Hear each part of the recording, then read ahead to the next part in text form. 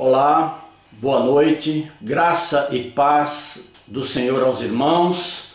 Com alegria que mais uma vez estamos aqui via live, trazendo uma mensagem aos irmãos da nossa igreja e a todos aqueles que se ligarem e assistirem a essa nossa live. Nós estamos passando por momentos difíceis com a transmissão desse vírus, mas nós cremos que Deus está no controle de todas as coisas e nós continuamos aqui firmes na obra que Ele tem para nós. Deus abençoe a cada um. Vamos abrir as nossas Bíblias no livro de Marcos, no capítulo 14. Marcos, capítulo 14, nós vamos ver do versículo 1 a 11. Marcos, capítulo 14, versículo 1 a 11. Diz assim: Dali a 2 dias era a Páscoa e a festa dos pães asmos. E os principais sacerdotes e os escribas procuravam como o prenderiam à traição e o matariam, pois diziam: não durante a festa, para que não haja tumulto entre o povo. Estando ele em Betânia, reclinado à mesa em casa de Simão, o leproso, veio uma mulher trazendo um vaso de alabastro com o preciosíssimo perfume de nardo puro, e quebrando o alabastro, derramou o bálsamo sobre a cabeça de Jesus. Indignaram-se alguns entre si e diziam: para que esse desperdício de bálsamo? Porque esse perfume poderia ser vendido por mais de 300 denários e dar-se aos pobres. E murmuravam contra ela. Mas Jesus disse: deixai-a, por que a molestais? Ela praticou boa ação para comigo. Porque os pobres sempre os tendes convosco, e quando quiserdes podeis fazer-lhes bem, mas a mim nem sempre me tendes. Ela fez o que pôde, antecipou-se a ungir-me para a sepultura. Em verdade eu vos digo, onde for pregado em todo o mundo o evangelho, será também contado o que ela fez, para memória sua. O pacto da traição. E Judas Iscariotes, um dos 12, foi ter com os principais sacerdotes para lhes entregar Jesus. Eles, ouvindo-o, alegraram-se e lhe prometeram dinheiro. Nesse meio tempo, buscava ele uma boa ocasião para o entregar. Vamos orar? Deus, maravilhoso Pai, graças te damos, Senhor, te agradecemos por mais este momento que tu nos concede aqui, ó Deus, de, Senhor, expor a tua palavra. Senhor, fala conosco através da tua palavra, a cada um de nós. Tu sabes, Senhor, as nossas necessidades, tu sabes, Senhor, dos nossos anseios, tu conheces, ó Pai, o coração de cada um de nós. Ó Deus, então nós te pedimos, ó Pai, vem falar conosco, porque bom é ouvir a tua voz. Nos ajuda, Senhor, na exposição dessa palavra e que ela possa, Senhor, a tua palavra fazer transformação nos nossos seres e nas nossas vidas, nos dá ânimo, nos fortalecer. Muito obrigado, Deus, por este momento. Esta é a minha oração em nome do teu Filho Jesus. Amém. Irmãos, nós iniciamos o capítulo 14 de Marcos e nesse capítulo Marcos começa a narrar aquilo que chama, de a paixão de Cristo.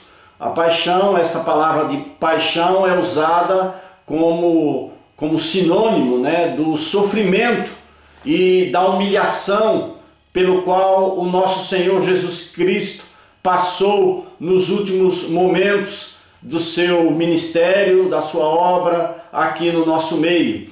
Então, Marcos começa a narrar os sofrimentos e a morte do nosso Senhor Jesus Cristo. O tema geral aqui do capítulo 14, que esse capítulo é o mais longo capítulo do Evangelho de Marcos, e o tema dele é o abandono de Jesus. Nós vamos ver que Jesus foi abandonado por aqueles que estavam no seu círculo íntimo. E até aqui nós temos visto Jesus principalmente como nosso profeta e mestre, mas agora, a partir desse capítulo 14, veremos Jesus e começamos a contemplá-lo como nosso sumo sacerdote. Aliás, o Senhor Jesus é o único sumo sacerdote, aquele que intercedeu e intercede por nós junto ao Pai. Até aqui temos considerado os milagres de Jesus e seus ensinos, aqui na narrativa de Marcos, no Evangelho de Marcos. Agora nós passamos a considerar o seu sacrifício vicário sobre a cruz, o ápice da humilhação de Cristo, o ápice da sua obra. Nós passamos a ver agora a partir desse capítulo 14. Tudo corria para o cumprimento da palavra de Deus. Dali a 2 dias era comemorada a Páscoa, né? A Páscoa, que é a libertação do povo de Deus do cativeiro egípcio. E em seguida da Páscoa, né, tinha as festas dos pães asmos, para mostrar a pressa com o qual o povo de Deus teve que sair do Egito. Então, para comemorar isso, na Páscoa, foi que Deus livrou o seu povo com a sua forte mão. E então o povo judeu, o povo de Deus, comemorava a Páscoa, estava próximo. E nessa época nós sabemos que Jerusalém, ela aumentava muito o número das pessoas que estavam lá. Então Jerusalém, nessa época, vinha povos judeus de todas aquelas regiões para comemorar a Páscoa. E é esse o contexto pelo qual está se cumprindo a palavra de Deus, porque Jesus é conhecido como o Cordeiro Pascal.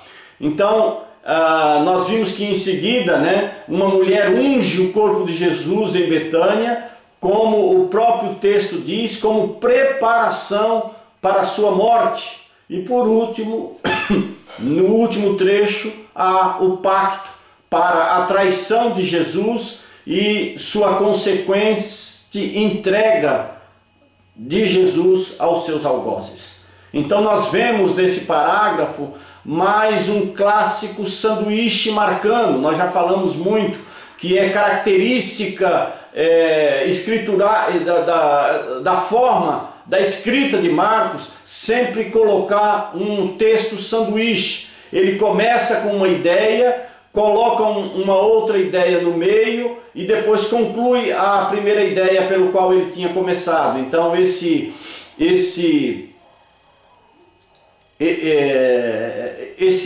que ele usa chama-se sanduíche de Marcos. E aqui nós vimos mais um. Ele começa falando sobre o plano para tirar a vida de Jesus. Depois ele entra com a unção da mulher, a unção de Jesus feito pela mulher em Betânia, e depois ele volta para o pacto da traição.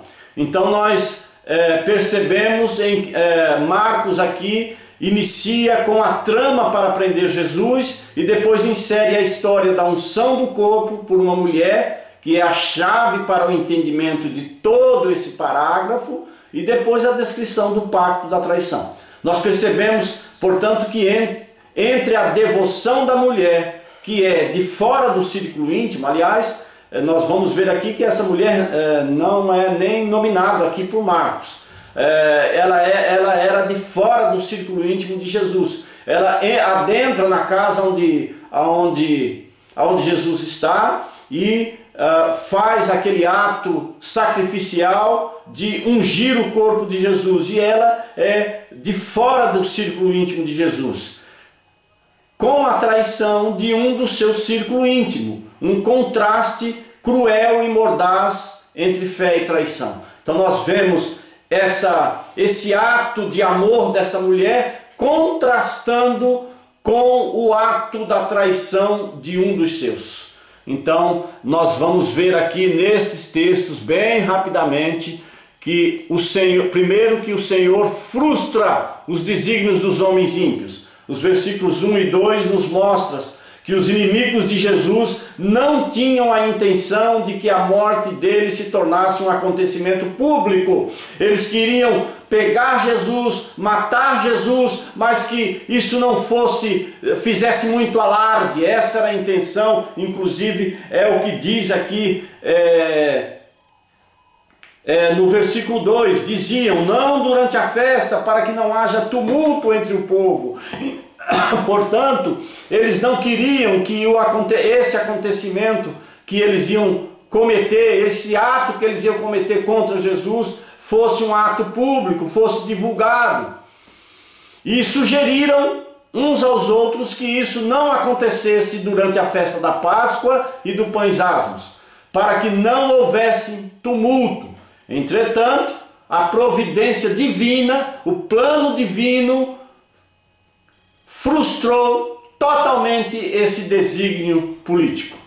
A morte de Jesus ocorreu no dia em que Jerusalém estava repleta de pessoas, quando a festa da Páscoa estava no seu auge. Eles pensavam em executá-lo às ocultas, longe da atenção popular, mas em vez disso foram compelidos a crucificá-lo publicamente perante toda a nação judaica. E isso nos ensina, irmãos, que a história concorre para o bem do plano e dos desígnios de Deus nas nossas vidas. É isso que nos ensina. Eles estavam não querendo que tudo aquilo acontecesse com tumulto, mas foi exatamente o que aconteceu. Porque tudo já estava debaixo, tudo já estava de acordo com os propósitos de Deus. Em tudo isso nós encontramos consolo para todos nós verdadeiros cristãos. Eles vivem em um mundo agitado e com frequência são jogados para lá e para cá pela ansiedade acerca dos acontecimentos públicos. Nós estamos vivendo tempos difíceis, irmãos. Tempos em que muitos se sentem ansiosos, se sentem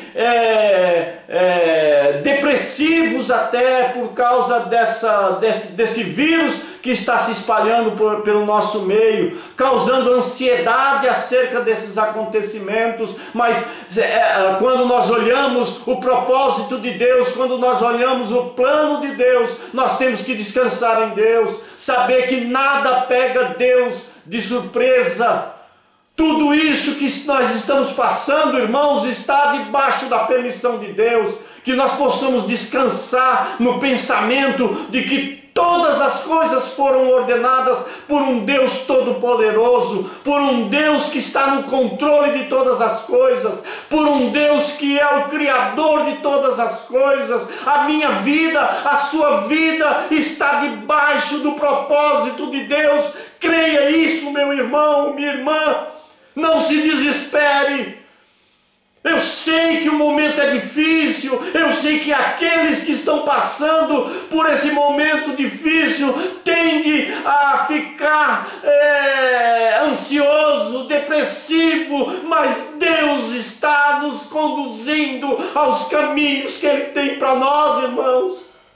Creia isso.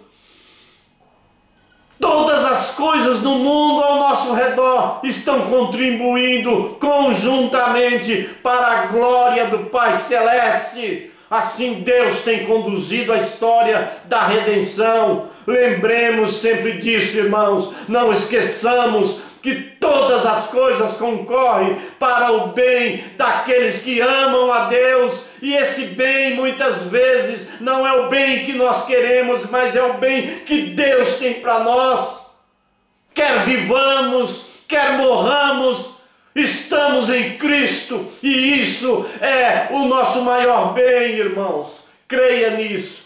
O segundo ponto aqui, irmãos, é que as boas obras são algumas vezes mal compreendidas e desvalorizadas. Nós vemos aqui no texto que nós lemos que aquela mulher, eles estavam em Betânia, e Jesus estava à mesa com Simão, o leproso, e veio a mulher trazendo um vaso de alabastro com preciosíssimo perfume de nardo puro, e quebrou o alabastro, derramou o bálsamo sobre a cabeça de Jesus. Nós lemos acerca da boa obra realizada por esta mulher, a qual derramou um unguento sobre a cabeça de Jesus em uma casa em Betânia. A suavidade e a compaixão dela contrastam de forma marcante com a traição de um dos seus, de Judas, e das autoridades judaicas.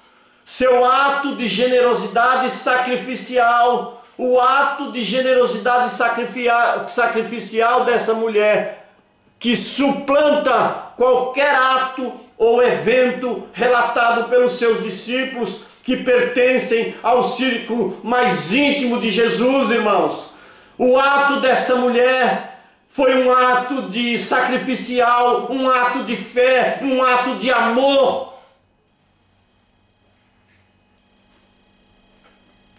Isso nos faz, irmãos, ver que esse ato é algo que tem que fazer parte da natureza do nosso discipulado, uma fé e adoração sacrificial ao nosso Senhor Jesus Cristo.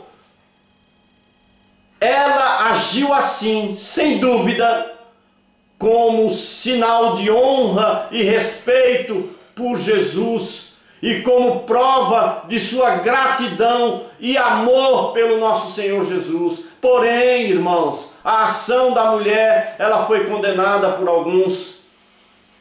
Chamaram seu ato de desperdício. Olha, isso é um desperdício. E além disso, indignaram-se, murmuravam contra ela. Infelizmente, irmãos, essa atitude de se indignar com aquele ato de devoção com aquela mulher, infelizmente esse ato não é uma exceção. Lamentavelmente nós vemos até hoje a atitude de muitos homens que se escandalizam com esses atos. Isso é mais comum do que nós pensamos, irmãos.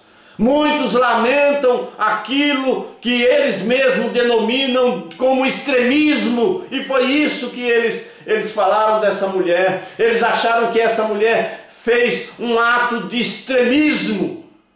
Nós somos muitas vezes chamados de fanáticos quando nós nos dedicamos o nosso amor, a nossa fé ao nosso Salvador, ao único caminho que nos leva à salvação eterna. E aí nós somos taxados de extremistas, de fanáticos. Se alguém devotar o seu tempo, seu dinheiro e seus afetos às coisas desse mundo, ninguém o acusará.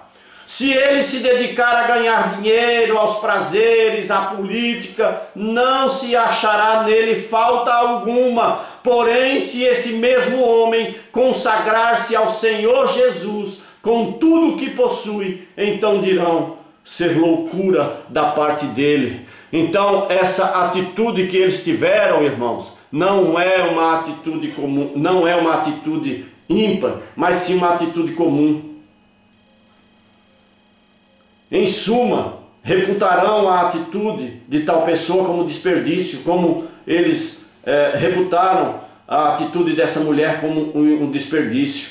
Tal qual os discípulos disseram da atitude dessa mulher. Jesus defende, e aí Jesus entra com a defesa da mulher. Os discípulos julgam pela aparência, mas Jesus pelos motivos. Jesus olhou o coração daquela mulher, o interior daquela mulher, a devoção daquela mulher, que não estava preocupada com o valor daquilo pelo qual ela estava se dedicando ao Senhor Jesus. Diz a palavra que aquele nardo era um perfume caríssimo, um perfume de 1 ano de trabalho. Quando alguém age dessa maneira, nenhuma dádiva, mesmo que equivalente ao salário de 1 ano, é um desperdício. Não, irmãos, não é. Que nós continuemos a dedicar o nosso tempo, a dedicar os nossos valores, a nos dedicar nessa obra maravilhosa pelo qual o Senhor Jesus nos chamou. O terceiro e último ponto aqui, irmãos, é que até que ponto alguém pode continuar em uma falsa profissão religiosa. Nós vamos ver aqui nos últimos 2 versículos o pacto da traição. Marcos encerra a trama contra Jesus com a anuência de Judas para trair o seu mestre. Judas, que fazia parte do círculo íntimo dos apóstolos. Se já houve um homem que em algum tempo parecia ser um discípulo autêntico de Cristo, esse homem foi Judas Iscariotes. Ele foi escolhido pelo próprio Senhor Jesus para ser um dos apóstolos. Ele teve o privilégio de ser o companheiro do Messias e testemunha ocular das suas obras poderosas. Ele era, irmãos, o tesoureiro do grupo. Alguém que desfrutava de uma confiança ímpar. Ainda assim, esse homem demonstrou ser um filho do diabo, demonstrou ser utilizado pelo diabo, dotado de um coração falso, totalmente apartado da fé. Para um início promissor como o de Judas, nunca houvera uma queda tão vertiginosa, uma semelhante apostasia, um fim tão miserável e um eclipse tão completo de uma alma humana. A explicação para isso é um só: o amor ao dinheiro. Essa foi a causa da ruína desse homem. Seu ato foi marcado pela vil ambição, sem qualquer justificativa. Com base na melancólica história de Judas, aprendamos, irmãos, a ser cingidos com humildade, não nos contentando com qualquer outra coisa, senão a graça do Espírito Santo em nossos corações. Apesar das nossas fraquezas, temos esse tesouro contidos em vasos de barro, conforme diz Paulo em 2 Coríntios 4:7. Paulo diz: temos, porém, esse tesouro em vasos de barro, para que a excelência do poder seja de Deus e não de nós. Então, irmãos, o relato de Marcos deixa implícito que Judas foi totalmente responsável pela sua traição de Jesus. Foi ele quem se dirigiu ao chefe dos sacerdotes e não o contrário. O relato se encerra com a resolução fria de Judas de completar o seu plano sórdido. Olha como encerra aqui o versículo 11. Judas Iscariote, um dos 12, foi ter com os principais sacerdotes para lhes entregar Jesus. E aí eles, ouvindo, alegraram-se e lhe prometeram dinheiro. Nesse meio tempo, Judas buscava uma boa ocasião para o entregar. Então eu quero encerrar aqui, irmãos, dizendo que a palavra final desses versículos, entregar, que no grego é o paradidomi, combina as duas verdades essenciais da paixão de Cristo: o mal escolhido livremente pela humanidade e a providência abrangente e dominante de Deus. Deus usou o mal para o nosso bem. A graça divina usa até mesmo o mal humano para os seus propósitos salvíficos.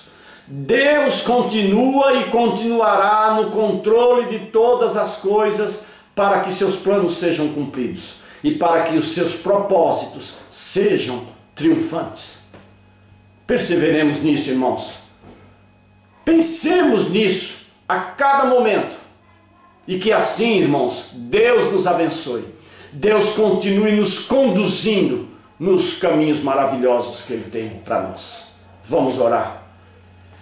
Senhor Deus e Pai, nós te louvamos, te agradecemos, Senhor, por este momento de estarmos aqui, expondo, refletindo, recebendo a Tua palavra nas nossas vidas. Obrigado, Deus, pela Tua graça, pela Tua misericórdia para com as nossas vidas. Nós te agradecemos, Deus, por todas as vidas que já conseguiram ser curados desse vírus. Nós te louvamos e te agradecemos também, ó Pai, por todos aqueles que estão sendo tratados.